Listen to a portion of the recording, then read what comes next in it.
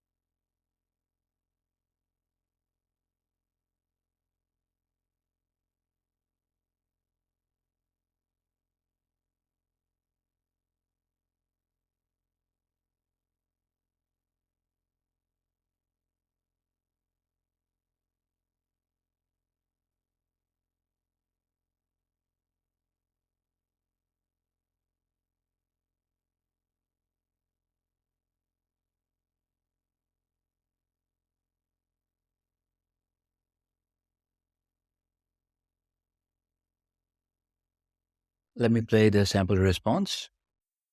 IT may well change the way you live yet again. Welcome to the world of mobile commerce, where your handheld device, be it a mobile phone, a personal digital assistant, or any other wireless application, will soon be used for commercial transactions. Skeptical? Consider these facts. In Japan, mobile phones are used for location-based services where the mobile service provider ties up with a host of other players such as restaurants, car rental companies, etc.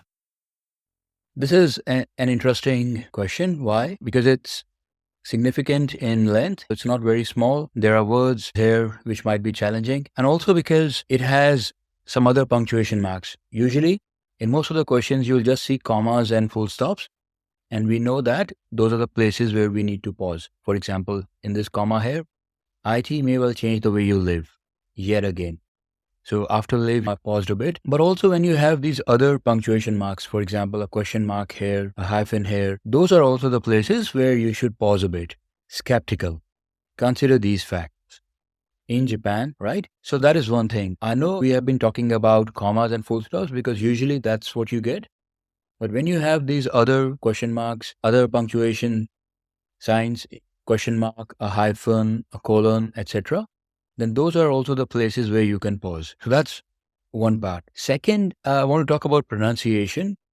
As we saw in this sample response, the speaker read this as the world of mobile commerce. And that's how it's usually pronounced in American English. So the Americans will usually pronounce it like that. But Australians, British, or Indian English, you will say world of mobile commerce. Okay. If you see a difference like that in the sample responses, don't worry too much about it.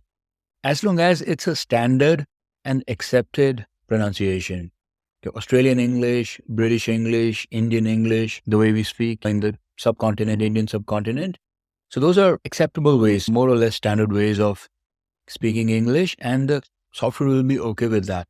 You don't have to deliberately make an attempt to speak in an American accent or any other accent. All right? That's an important part about the accent. As long as it's natural, most people can understand it, it'll be fine. After that, you see any words where you will put emphasis on. So your handheld device. So handheld is an adjective for the device, a personal digital assistant, or any other wireless application. But like I said, when you're picking words for emphasis, make sure they are not too close. Personal, wireless, commercial, all these are too close. Maybe pick commercial and then pick something from the beginning of the sentence like mobile commerce here. Okay. And another point, when you're asking a question, skeptical, that's again where you raise your tone. That's another thing you can keep in mind, a guideline for intonation. Other than that, on your adjectives, when you are starting a sentence, that's where you will raise your tone. Any difficult words here? Skeptical. This might be sort of new for some of you. If it is, then just make the best guess. anything that is SC scope, if you want to say, you can say that, something like that. Or you can skip that. Once you've done that, then you're ready. Just go ahead and speak. Okay. Next question now.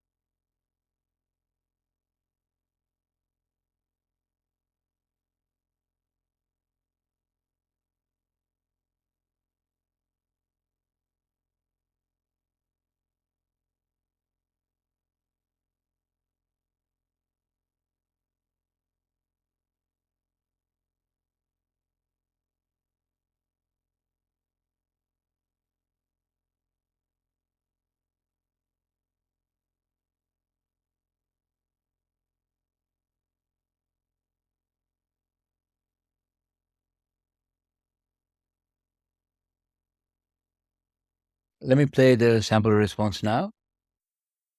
Charles Darwin published his paper on the origin of species in 1859.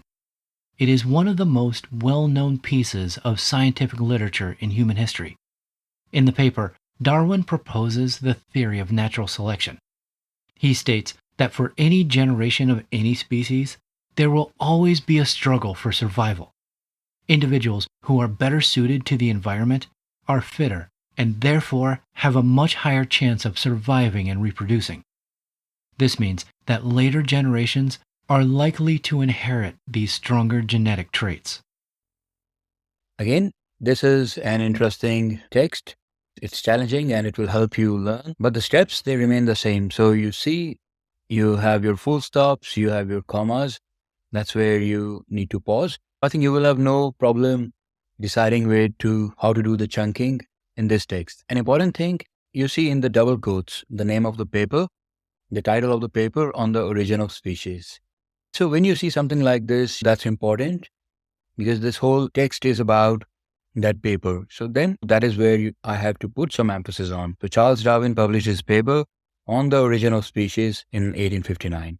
So make it sound, when you see something like that, say it with authority, put emphasis, make it clear that it is important. And other than that, I think you can just pick some words. So Darwin proposes a theory of natural selection. There will always be a struggle. Or for example, in this sentence, it is one of the most well-known. So most well-known is a good candidate where you can put some emphasis on. The rules of intonation, I'm sure they're clear to you now. When you pause, you lower.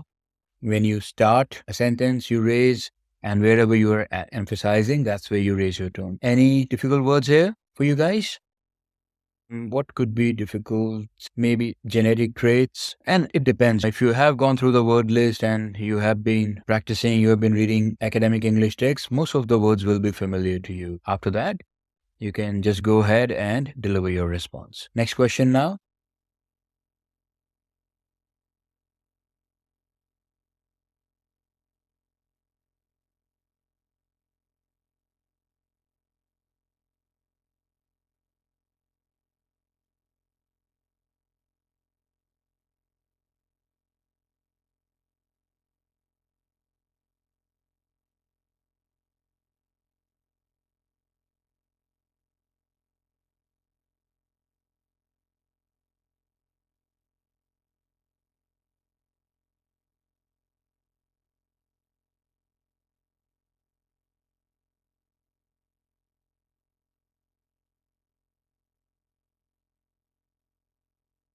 Let me play the sample response. One of the unidentifiable objects in this study lies just outside Centaurus A, an elliptical galaxy located about 12 million light years from Earth.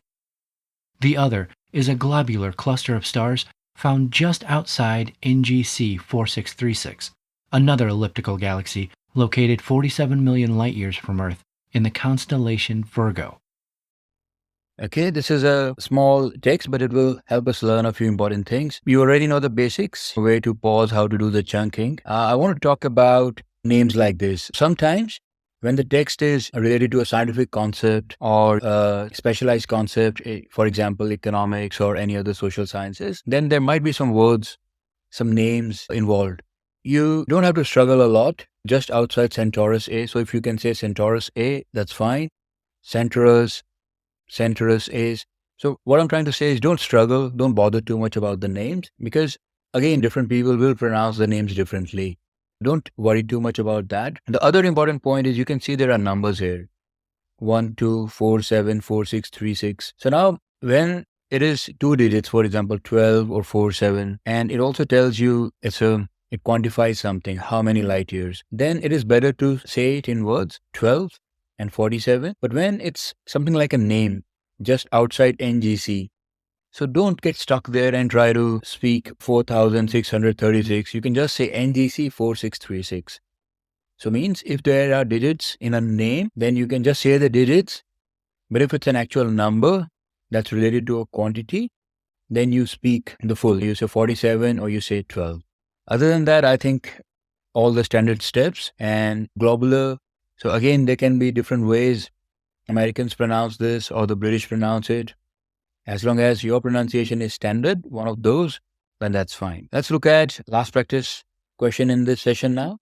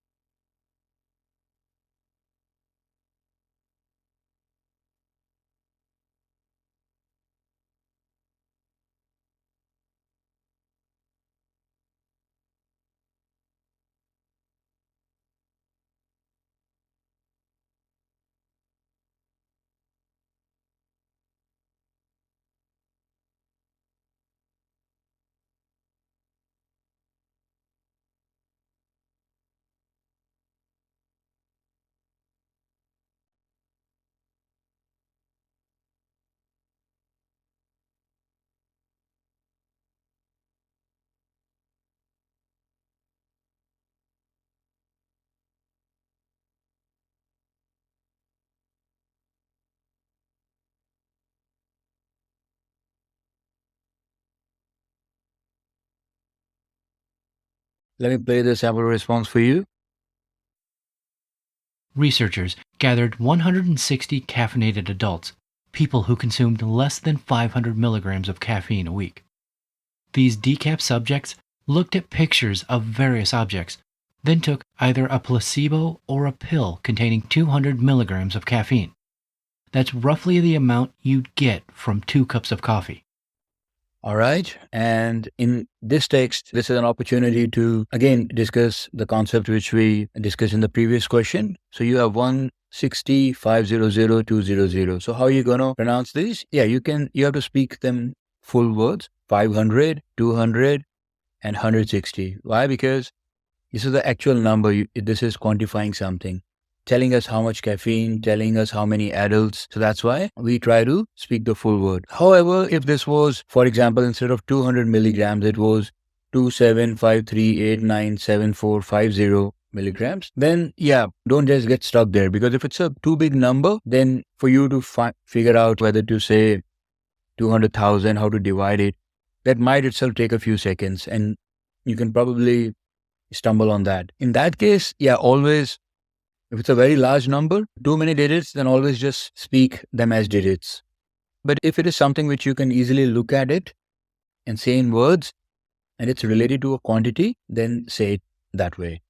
So that's why I have 160 uncaffeinated adults, 500 milligrams, and then 200 milligrams. Other than that, the main steps, chunking, commas and full stops only here. So that's fine. Any words where you will put emphasis on? People who consumed less than. So less than, that can be something. Then took either a placebo or a pill. So placebo or a pill, because that's important. That's roughly the amount. So again, maybe roughly. That's where you can put some emphasis on. And take care of your intonation after that. Most of these words you should be familiar if you have done sufficient practice. And yeah, then just go ahead and speak it. As always, I'll say once again, after these guided practice sessions, make sure you also spend some time practicing on your own.